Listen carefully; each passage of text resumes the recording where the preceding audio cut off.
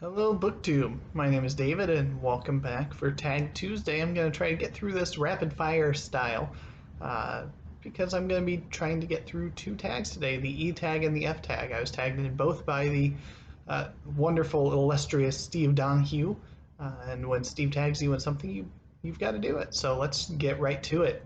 E is for Ernest. What is the importance of being Hemingway? That wasn't a true prompt. It's just a little joke. Okay. E is for Elephant. What is the biggest book you have read this year? It has not been a year for big, chunky fantasy books or anything, but my longest one, according to Goodreads, has been Leviathan Wakes by James S.A. Corey. E is for English. Who do you consider the greatest English novelist? Oh boy. Um, I don't think I could argue with Steve's answer on this one that Geoffrey Chaucer is arguably the greatest. You might have expected me to pick Tolkien here. Um, Shakespeare would be an easy pick there, but I think Chaucer is absolutely uh, one of, if not the pinnacle of great English novelists. So I'm going to stick with that answer because that's a great answer. E is for Elantris. What is your favorite book or series by Brandon Sanderson? I love Brandon Sanderson. It's a nice read. Favorite series is easily the Stormlight Archive. I'm enjoying that greatly. And my single favorite book by him is probably Mistborn: The Final Empire, the first book in the Mistborn trilogy. Uh, that one's outstanding. It's fantastic. It's perfect in its length. It's got great characters and character development. Uh, and it's one that I think just about anybody that is interested in fantasy could read and enjoy in some measures. E is for experimental. Have you read any experimental books? Probably. I couldn't tell you offhand what any of them are, though. I'm sure I've dabbled in them at some point in time. E is for ebooks. Do you prefer physical books or ebooks? Physical all the way. I was a huge advocate for ebooks when it first started. I had a couple different e-readers over the course of time through Barnes and Noble and such. And I've found that I have multiple jobs where I'm on screens all the day. So I prefer the feel of the physical book and the ability to get into a physical book. Now, I still do read books on ebooks. I tend to have one going at any given time on ebook just because of the convenience of the portability. Right now, I'm currently starting through the Martian Chronicles, which I also have a physical copy from the library of here. But as I'm winding down the month of June, that is my e-reading book at the moment. E is for exploration. Do you have a favorite travel book? Yes, I absolutely do. The Lord of the Rings is nothing if not a travel book. The Hobbit is nothing if not a travel book. They go on quests, they journeyed across entire lands and come back all the way through in both instances. It's very circular in nature on them both. So, yes, I would say that both of those are very much. E is for Eileen. If you have grandkids, kids, pets, etc., beginning with the letter E, and you want to show them, here is your opportunity. I'm going to attempt to edit something in here showing my wonderful daughter, Elowen. I've made mention of her before. In a previous video, she has very, very rare PIGT-CDG, which is a genetic condition. And so she's got a host of medical issues that have stemmed from that, including growth delays, developmental delays. She's needs to be on oxygen all the time. She's got a feeding tube, so she doesn't actually ingest anything through her mouth. It's all done through a little G tube. She's got nephrostomy tubes going into her kidneys. I mean, she's got the most wonderful smile, and she's just a joy to have around, and I love her greatly. And I'll hopefully have pictures embedded in here at this point in time. If not, I will have something linked down below that you can click to see her in all of her smiling wonderfulness. E is for Elf. What is your favorite fantasy creature? Oh boy, I think you'd have to go with dragon on this. I don't know how you could not. I mean, I like elves and dwarves and all of that, but dragons tend to steal the show when they appear in stories. E is for extraterrestrial. What is your favorite book about another world, or your favorite planet, real or fictitious? There's a lot to choose from here, and I think I'm going to go with one of my favorite ones is the imaginings of C.S. Lewis in Out of the Silent Planet. I think he did a fantastic job of exploring uh, the three different races that would appear on that. But a very close second from C.S. Lewis would be Paralandra, which is also excellent. Or alternatively, going with something a little different, going with Ray Bradbury's The Martian Chronicles. All three of those are fantastic reads. E is for Exodus. What is the most interesting book you have read about an Exodus? Well, boy, uh, that I'm not sure. That I'm sure I've read books that involve an Exodus, but I couldn't think of any. I tried Googling to get ideas to see if I could come up with anything. I'm coming up blank here, so I'm going to go with the Book of Exodus from the Bible. Uh, it doesn't get more of an Exodus story than that.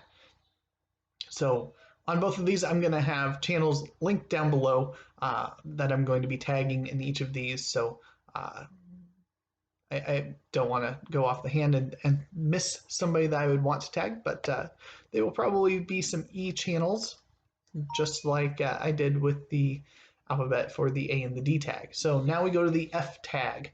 F is for France. Who is your favorite French author? I'm going to give you two. One that you've probably read at least something by, and one that you probably haven't read something by for most of my viewers. So the first is Alexandre Dumas. You've probably read The Three Musketeers or The Count of Monte Cristo.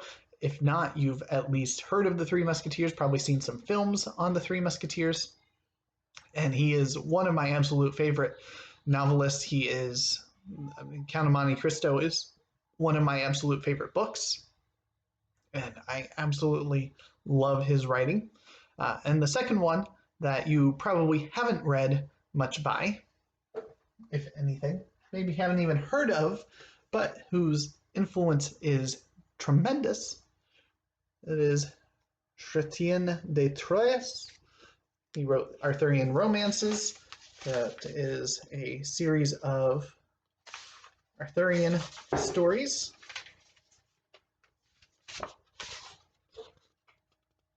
So you've got a couple of different Arthurian stories. Fantastic author, fantastic stories. Highly recommend all of them. Yeah, he one of my favorite French authors, right there, hands down. As for fiction, approximately what percentage of your reading is fiction? At least 80%, maybe even 85%. It's a percentage I want to skew a little bit in the favor of getting a little more nonfiction worked in. But the vast majority is fiction because they tend to be quicker reads, easier to juggle multiple of those reads. So yeah. F is for fantasy. Who is your favorite fantasy author? If you need me to actually say J.R.R. Tolkien for you to have guessed this, then you're either new to this channel, and in which case, welcome, thank you for watching, or you just haven't been paying attention along the way. It is, without a doubt, Tolkien. And for more recent fantasy author, it probably would be Brandon Sanderson right now. Growing up, it was David Eddings was one of my favorite authors from fantasy perspective. And there was a time where I was really big into Terry Goodkind. I'm no longer as big into Goodkind, and I'm sure if I revisited Eddings right now, I probably wouldn't be as wowed by him as I was when I was younger, but they were both very foundational in my development as a reader. F is for 5 stars. How many books have been 5-star reads for you this year? I look back, it looks like about 5. I tend to be high on books in general, but I'm trying to be stingier on my 5-star ratings. And so, yeah, there's a lot of 4 stars in there, but not very many 5s. F is for funny. Funny has 2 meanings. What book did you find both funny, peculiar, and funny, ha-ha? This is one that would be really hard to come up with something off the cuff here, so I'm going to go with a very easy answer on this, and The Hitchhiker's Guide to the Galaxy, the 5 books in that series by Douglas Adams. Those are phenomenal, and they are both funny, peculiar, and funny haha along the way. F is for Fight Club and film adaptation. What book and film adaptation both merited 5 stars in your opinion? The Lord of the Rings. The book is a 5-star read. The films, even though they're different, even though they stray and cut out some of the material, they make some changes to things such as the character of Aragorn in pretty significant ways. That still works really well for the medium. I love them both tremendously. So that is what I look at as my 5-star adaptation. F is for Frida. This is your chance to show off your furry friends. Again, I'll see if I can get pictures in of the cats edited in here. We have 2 cats. We used to have more cats. They are mostly my wife's pets, but yeah, I'll include those if I can. F is for Flower. What is the last book you read with the name of a flower in the title? And honestly, I don't know that I've read anything anytime recently that has flower in the title. But I do know that I will be reading the Battle of Bosworth and the War of the Roses right here in July. So coming soon will be my F is for Flower answer. And then F is for Flash Fiction. What are your thoughts or experiences of this medium? And I actually think Steve put it really well. It's not actually real fiction. It's not telling a real story. It's giving hints of what could become a story. I have written flash fiction. I am an author. I don't have much published to my name, but one of the first thing that I had published was a piece of flash fiction in Firewords Quarterly, issue 2. And so I'm going to read it to you right now. This is called Lost in a Familiar Place. As the lights went out, everything changed. She could feel it in the air, the subtle drop in temperature, the wispy tendrils of mist caressing her limbs with the familiarity of a long-lost lover. She could see it, too, not in houses and streets around her, but in the stars above. The glimmering lights unveiled new pictures on the canvas of the night sky. Then, as suddenly as they went out, the lights came back on. Nothing around her had changed, but she knew this wasn't the same street. Or, more precisely, not the same reality. The street name was probably the same, because the houses were the same, even down to the shrubbery trimmed in the shape of a swan. But it was different at the same time. She knew that if she walked into her house, it wouldn't be her home. Not here. It would be a different her, perhaps ginger or blonde instead of her bland chestnut hair, perhaps striking blue eyes rather than her boring brown, perhaps working some exciting job. Did this version of her manage to pursue her childhood dream? She took a step toward the familiar house. Another step. She was standing on the front step before she realized it, and just as she had done so many times before, she knew she shouldn't knock. She had been warned, back when she first learned about her ability to slip into alternate realities. She had made her mark in many worlds, shared in many loves and adventures, and escaped death more times than she could count in exotic locales. Yet she kept finding herself drawn here, back to this one reality, almost identical to her own. She raised a hand to knock on the door. She had done that before, a few times actually, but she always slipped back into her own world before the door opened. Her knuckles rapped on the wood. Her mind screamed to escape, but her body stood solid and resolute.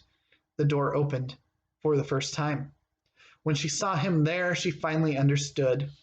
He cried out her name, wrapped his arms around her, and she felt warm tears splash on her face. This wasn't her world, her life, or her husband. But, as he thanked God for finally sending her back after 3 years, she knew that she would never set foot into another reality again.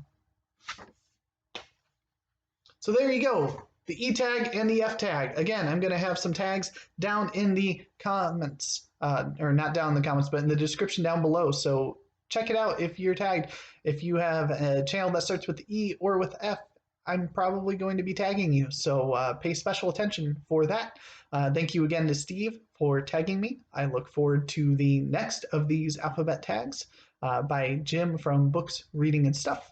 They've been really fun to do. I'll probably go back and do the B and C tag at some point in time, even though I was never formally tagged in either of those that I am aware of, just so that I could make the complete collection of these tags in there. So thank you for watching.